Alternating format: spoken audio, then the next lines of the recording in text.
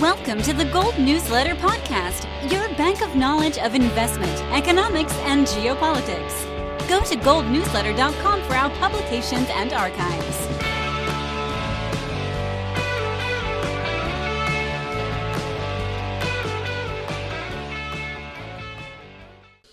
This is Fergus Hodgson with the Gold Newsletter Podcast, and it's my pleasure always to share these shows with the listeners. Our listenership continues to grow, and for that I'm truly grateful. Thank you also for the reviews on iTunes. I don't know who these people are, but they're giving us lovely reviews. Thank you so much for that. And we have a repeat guest, Bill Bergman. He is Director of Research for Truth in Accounting.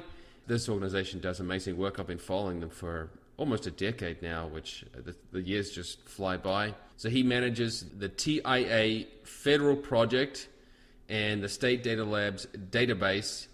He has studied at the University of Chicago, and he was a policy analyst at the Federal Reserve Bank of Chicago. I think you teach at Loyola, is that correct?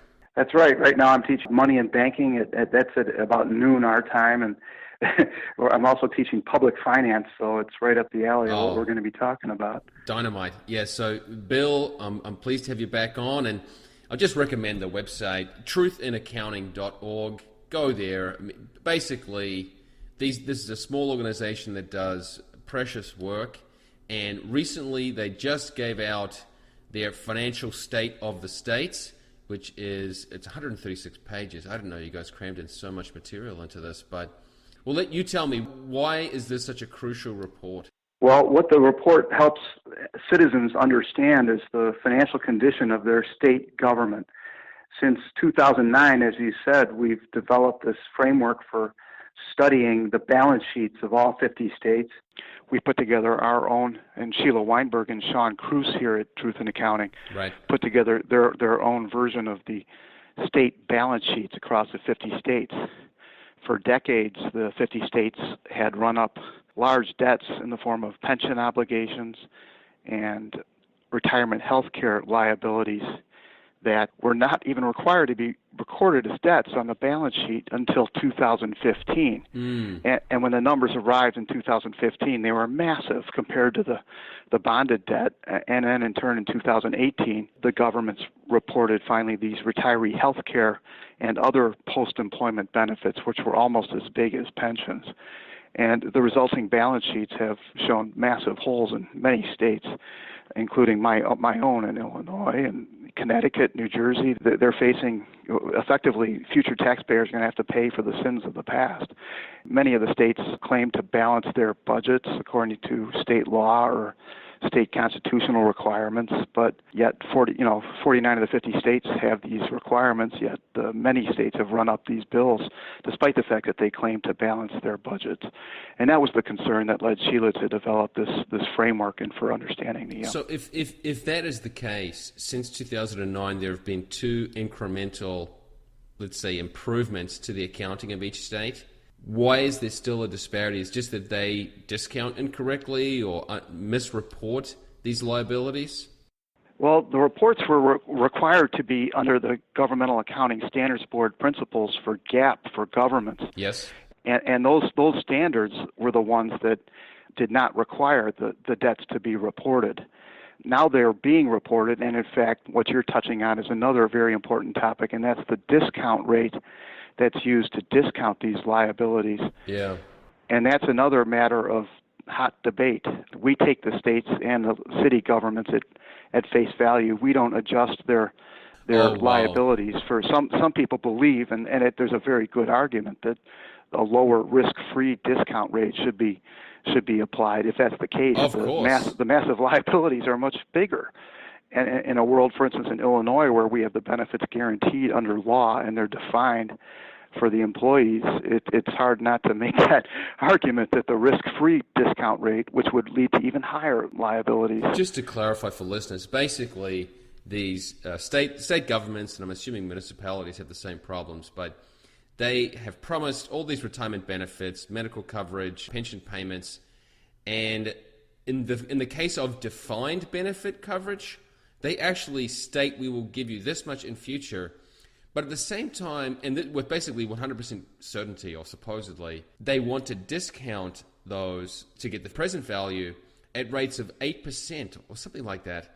And that's just crazy. You would never discount certain future payments, or it should never, at those high rates. It should be closer to, if they're risk-free, closer to the U.S. bond rate, which is around, was it 2%? I'm not sure exactly, but very much lower. And in turn, just the math alone would turn south in a hurry on you. But the other disturbing element of this discount rate discussion is the fact that because the accounting standards allow them to use the expected rate of return on investments, which is the source of the 7 or 8%, or depending on where you're from, there's an incentive to take higher risk portfolios. And it's almost like we have the zombie bank phenomenon reappearing in our pension funds. The taxpayer has the downside, and the system gets the upside. And if that's the case, there's an incentive to take higher risks, in part because they can report lower liabilities and in turn not fund the plans as responsibly as they should have been. I guess there are many people just asleep at the switch who are unaware of this, that states that have legal obligations to pay certain amounts would have to invest in the most reliable or the safest ways to meet those obligations. But as you said, because there's a perverse incentive for reporting to invest in riskier options, that just seems to me as a double trouble, basically, that this could go south very quickly. And in fact, looking across the 50 states, we haven't seen much improvement since 2009, despite the fact that we've had the massive stock market recovery, which may be more of a paper gain than people believe. Of course. If in fact the Fed's QE and other policies were blowing smoke behind the stock market. I don't mean to be cynical, but I'm concerned. Oh, I don't think anyone would debate that, to be frank. That there's wide agreement that the fact that the Federal Reserve has lowered interest rates for many years now to unprecedented levels, that has inflated stock returns or returns on investment. And yet we haven't seen the type of recovery in the unfunded position of all these retirement plans that you would like to have seen. And it raises the question, here we've had a reminder in recent days that stock prices can go down as well as up. If we enter a period of rising inflationary expectations and or rising long-term interest rates and a bad environment for stocks, which can happen, I don't know if it's going to, but it's possible. Sure. The bad position that many states are in is not going to be bad. It's going to be even worse, and it's a little scary. So let me just go through a few of the details before we get way off track. But I mean, not that it's interesting material, but let's just say, so the conclusions from this report, the State of the States from Truth in Accounting, 40 states are in the red. They do not have enough money to pay their bills. Now, I'm going to get you to clarify what that means exactly. And this adds up to $1.5 trillion in total debt. This can be broken down into pension debt, a little bit over half to pension debt and a little bit under to OPEB, which I assume means medical benefits. Mostly medical care promises made to the employees after the... To pay their bills for non-accountants, what exactly does this mean? Well, what it means is that we have the obligations today among many of the states, and yet most of the states, some of them have been responsible, but not many, have not been putting money aside like they should have compared to the size of the promises that they made. Right. These plans, the pension plans, they have massive unfunded liabilities, but they also have big investment portfolios. Of course. They're just not nearly as big as they needed to be, because the politicians and the legislatures and the governors effectively pushed off the day of reckoning and chose not to make people pay taxes and then in turn put the money into the plans. They were distributing these unfunded promises as compensation, and today the number has grown dramatically in many states. The Gold Newsletter podcast is proudly sponsored by the Discovery Group of Exploration and Development Companies. To learn more about our exceptional track record and exciting future, visit discoverygroup.ca. Hi, this is Brian London with this episode's coverage of a Discovery Group company. As our listeners know, the Discovery Group is our valued sponsor of the Gold Newsletter podcast, and it's known for a tremendous track record of successes from its portfolio companies. And as such, we've gotten a lot of feedback. I know I have through Gold Newsletter from readers who are asking, what is the next big winner for the Discovery Group? What company in their portfolio has yet to realize their full potential and has that really high potential still ahead of it with news on the way? So this week we're proud and happy to bring to you Dunedin Ventures and the company's president and CEO, Claudia Tornquist. Claudia, can you tell us a bit about what the company is focused on? Yes, thank you, Brian, for having me. Dunedin is a company that's made or changed its focus over the last year. We started out with diamond exploration and always had a copper project in our back pocket. And over the last year, mainly driven by the financial markets, we have focused more on the copper side of our portfolio and have also acquired 2 new copper projects, both of which we will be drilling in the near future, and both of which are previously drilled, not greenfield, but further advanced exploration already, with some very promising results in the past, are very accessible and easy and cheap to explore, and are porphyry projects with a big footprint and size potential. So we're very excited to start drilling those 2 projects soon. They are called MPD. That's a project in southern British Columbia. That's the first that's slated for the next drill program. And then after that, we will drill the Mojave project in Arizona. I've looked over these projects, and they're obviously, as typical for a copper porphyry, they're large. But even so, your land positions are very large. And this is not really, as you mentioned, greenfields. You have some historical results, and even on MPD, I noticed that you had a tremendous interval of 46 meters with 0.89% copper. That's a really remarkable trench result. So these are big targets, big projects, but you have drilling coming up, so you have catalysts coming up in the very near future, correct? That's correct. The next project we'll drill is MPD. The drilling should be starting very soon in October. And we are very excited to get to work on that project. We had some good sampling results, one of which you just mentioned in the summer, the 46 meters of 0.89% of copper. We were very happy to see that. And the project was drilled previously, or the last time, in 2013, and that drill program by a previous operator ended on a real high note with some very, very promising holes, and the company at the time didn't have any further fund, and those holes were never followed up. And that, of course, gives us a great starting point.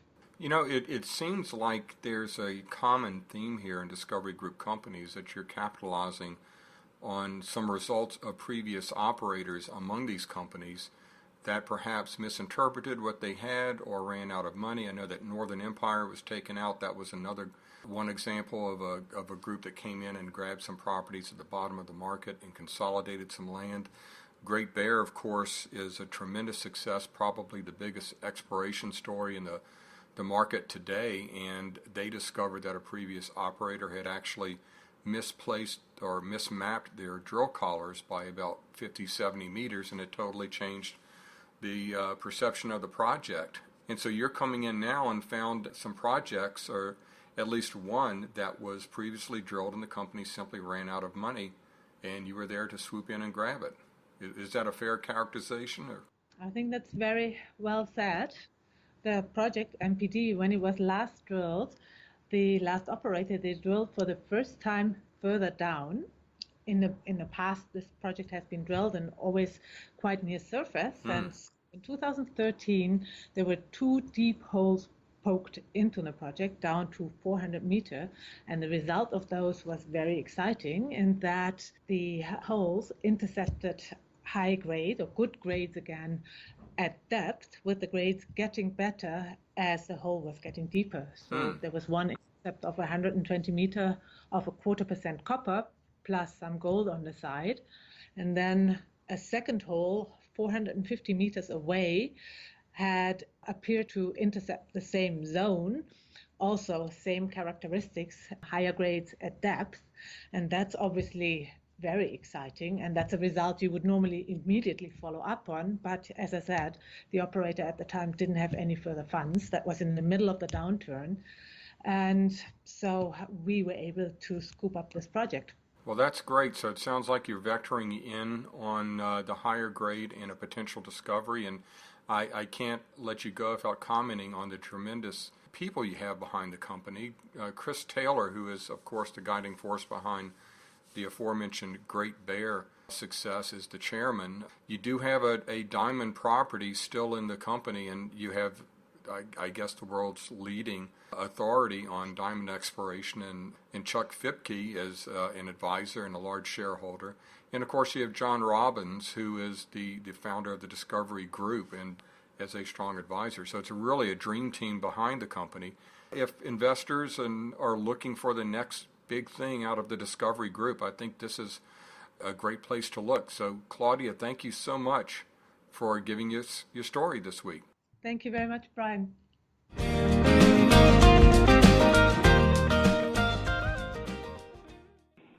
You've described the worst states as the sinkhole states. No surprises here. New Jersey, Illinois, Connecticut, Massachusetts, Hawaii. And the sunshine states, which have enough set aside, are Alaska, North Dakota, Wyoming, Utah, and Idaho. And one thing to be careful on the sunshine states is that another tailwind that's been out there is the at least in the last 20 years are Yes. the energy intensive states have had a lot to be. They can't necessarily pound their chest, and it's along those lines. We're kind of surprised that Texas is in as bad condition as it is, given that it's had this economic tailwind in the form of energy markets and right. and population growth. So maybe Texas is something. North Carolina, on the other hand, the home of John Locke Foundation, is Yes. for among the larger states. It's in pretty good shape relative to other states. It's not perfect. We also grade the 50 states. We do that because of our concern about the credit rating business, and we give out our own grades A through F. They don't go from AAA to triple B. Sure. And North Carolina ends up earning a gentleman's C in our framework. It has a taxpayer burden, but it's a small one, and it ranks, among the top 20% or so of the states in how its financial condition is. And its financial condition has been improving in the last 10, 15 years. And as we've just noted, that these numbers, so New Jersey has negative $65,000 per taxpayer, and Alaska has plus $74,000 per taxpayer. But these numbers are super optimistic. Well, the sunshine ones maybe are not. I'm not sure how you calculate those ones. Maybe it's simpler. But the 65,000, they're using maybe inflated, I'm not sure the best term, but higher discount rates than what seem appropriate. So does that just mean that we're going to have a heck of a lot of state employee retirees who are just going to be complaining about not getting what they thought they were entitled to? Well, that's going to be interesting, seeing how this plays out in the media as well as in the courtrooms, depending Right. on what state you're in. Every state has a different legal framework. Many of them are similar, and they tend to protect, some of them stricter than others, in protecting the employee benefits and, in turn, the obligation of the state. It's a harder liability, especially in Illinois. They're not that concerned, at least in Illinois, about getting the money. And yet maybe they should be. The law isn't necessarily cast in stone, and more than a few people are trying to think about creative ways to allow for legal changes that would allow for adjustment in the obligations, as well as to the obligations to the bondholders in some of the more trying circumstances. There are plausible arguments that bankruptcy for cities and some form of extraordinary bankruptcy-like resolution for the states is one of our ways out of this, and it may be something that gets more topical in the next few years, more matter of concern. We've obviously already dealt with this with Puerto Rico, not us personally, but I've lost track because it began a year or two back, and I don't know what has been the resolution, but Well, effectively, it really isn't. The Supreme Court just ruled that the claims of the bondholders are still valid claims, but there's still legal uncertainty there, and that's the nature of the beast when it comes to the law. Anticipating legal outcomes has to be part of your financial reporting. Who is getting and is not getting money in Puerto Rico? Are you following that situation closely? Not closely, but it's my understanding that the pensioners are definitely taking a hit so far, and so are potentially the bondholders, but the greater burden has been on the pensioners. I've been reporting on these debts almost since the beginning, when Truth in Accounting began, and we always discuss, well, they're going to take a haircut. When will that happen? One of the things that's hard to predict on predicting that day is the crowd psychology is very important to respect in financial markets, and that's a hard thing to understand when the turn arrives, but it can arrive. And one of the things that could happen is that people willing to buy bonds in the past in order to help these folks kick the can down the road may start seeing the writing on the wall and effectively stop showing up at bond sales. Right. That's the day the liquidity thing starts getting more interesting. They've been able to sell bonds and live and breathe for another year. For even New Jersey and Illinois. Yes, they're still paying their debts, and part because they've been borrowing so much money. But when does there's a saying about bankruptcy. How did you go bankrupt? Very slowly, and then all of a sudden, is to quote, you don't know when that day arrives. Sure. That the money stops. Another factor here is that you can see a pretty strong trend across the 50 states, and we see it in our state data lab database. We have migration data, and the lab rats aren't necessarily sticking around. They're also the states as laboratories of democracy. Right. I'm talking about that sort of thought. A lot of the lab rats have decided to try to leave for other cages, and that's what's in Illinois, New Jersey, Connecticut. The tax base is declining, or it's under threat, and that's something else that's going to put the writing on the wall. Are people moving to Alaska? No, they're not moving to Alaska or Montana or North Dakota, which are in pretty good shape. One place they are moving to, interestingly, and this is one state I have a lot of respect for, is Utah. Sure. They've been very responsibly managed in a way that is worth respecting as well as learning lessons from. But one place, for instance, in Illinois, we've got a next-door neighbor called Indiana where a lot of that moving is going. Wisconsin's in better shape than we are in Illinois, and people are moving over there. And you see more people talking about, I've had it, I've got to go. You see more articles about this. Yeah, this is, as you say, it's an ongoing process, and perhaps the temperature is rising. One development, which again, you follow these numbers more closely than I do, is that present taxpayer funds may be or are being used to pay the retirement costs of past workers. How much is that happening?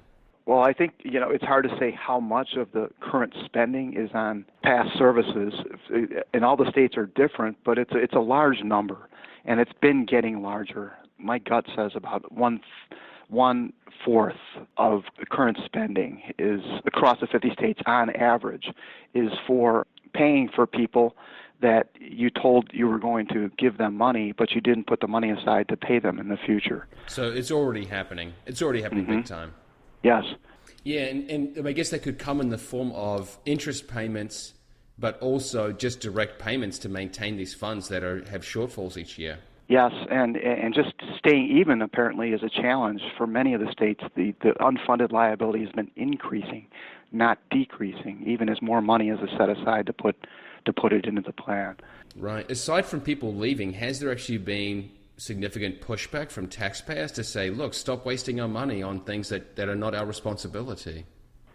Well, let's take the side against the taxpayers just for the moment. Sure.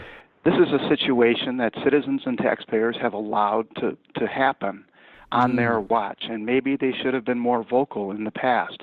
Another group that could have been or should have been more vocal in the past, and perhaps more directly blameworthy, are the public employee unions, which have been collectively bargaining for these compensation passages for years. And one thing apparently they didn't collectively bargain well for is the fact that the government starts putting money aside. They didn't demand that the government fund the plan like they should have. They just assumed, I guess like everyone else, that they could just debate that later on. Yep, and they, it's hard not to trust someone who has the power to tax, as opposed to someone like Walmart or McDonald's or Walgreens that has to depend on willing customers coming into the door who can choose not to. Sometimes people may be too overconfident that the power to tax, or at the federal level, the power to print money is something you can count on. Right. So the numbers are basically, Alaska, North Dakota, Wyoming, Utah, and Idaho, all in black or in positive. And the worst, or 46th to 50th, Hawaii, Massachusetts, Connecticut, Illinois, New Jersey. And I tend to agree with you that how can I put this, that we can't just deflect all the blame to politicians and teacher unions or state employee unions, because they have been acting with the I guess tacit approval of voters, and that's just it's a very complicated situation It's a sad lesson, Fergus, that we didn't learn in the financial crisis after the savings and loan crisis back in the 80s gave us the lesson that we shouldn't always respect or believe that our government is responsibly managing the safety net for banking institutions. In turn, the financial crisis in 2008, 2009 was abominable, and yet too easy to blame the big banks, to blame Wall Street, to blame the credit rating agencies. They're certainly blameworthy, but at the same time, you and I as citizens were standing behind the downside, and we didn't do as good a job as protecting our interests as we should have. That's the problem. I fear many people have a sort of maybe a saintly view of government, or that they have these fancy buildings and they get pretty speeches, and you can get lulled into a sense of security if you don't actually look at the numbers. So that's the whole point of Truth in Accounting. It's just truthinaccounting.org. We have raced through the half hour. Now, Bill, do you have perhaps just particular points you want to get across, particularly for an investment audience, people who are thinking more about what they can do in their own lives? Should they get up and move? What do you recommend? I recommend taking an active interest in helping your fellow citizens understand the economics and the finances of government, both state and local, as well as the federal government. That's another topic perhaps for another day we can go for an hour, but sure. The federal government, it perhaps is in worse condition. And that's another thing we can't necessarily count on that people have counted on in the past is the prospects of a federal bailout, implicitly or explicitly, for some of the states that have been. The federal government has its own financial conditions that are worthy of being concerned about. And investors, I believe, should be taking an active interest in understanding whether or not the United States Treasury risk-free interest rate is truly risk-free. Well, it's not risk-free in terms of inflation. And that's one of the reasons.